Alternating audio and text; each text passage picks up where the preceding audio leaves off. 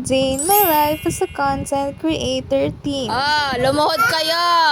Kasi ako ang reyna ng Cleopatra. So hello everyone, every 2, every 3, it's Sarah J.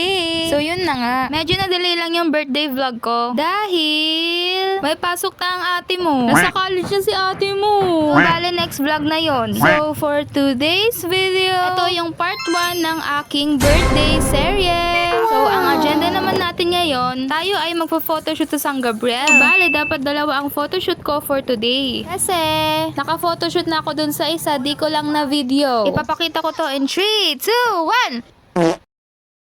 Oh, pakak ang ate mo. Parang model ba dun sa kalendaryo? So dito nga, bago kami nag-photoshoot, kinantahan muna namin yung tito ko dahil birthday niya. Uy, go! So dito na nagsimula yung bakbakan, te. Medyo nahirapan nga kami. Kasi hindi ko alam yung ipoposing ko at saang spot ang magandang pagposingan. At kaya rin kay Bagyong Emong, walang maganda at maayos na pag-photoshootan. Kaya no choice, dito na lang kami sa may gubat.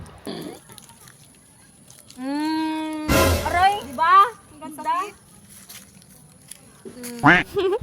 Parang unggoy Birthday na birthday ko, binabatukan ako. Syempre, yan nga naman ang aking very supportive sister. Sobrang supportive, nagpa-picture rin ng ate mo. Hindi yan magpapakabog. So after that, kumain na kami ng handa ni tita. At syempre, umuwi. So, ito na nga pala yung kinabukasan. This was on August 10, one day before my birthday. So, bali dito, kami na ay gumagawa ng mga souvenirs para sa ating 18 bills and 18 gifts. And after that, ako na rin ay nagpa-ribbon. Pagkatapos nun, may at ang ate ko nag-blow na kami ng balloon for tomorrow. So, habang nag-blow kami ng balloon, aking family, titas, and everything, sila na yung bahala sa venue para bukas, para less hassle at ang magluto na lang ang gagawin. This is my venue for my 18th birthday. At syempre naman, sobrang pagod ng lahat. Nagpakain ang mama mo. Mama mo? Mama ko. Kaya talaga very, very for keeps talaga ang memories na to. Para bumalik si Lolo. Ay, sarap!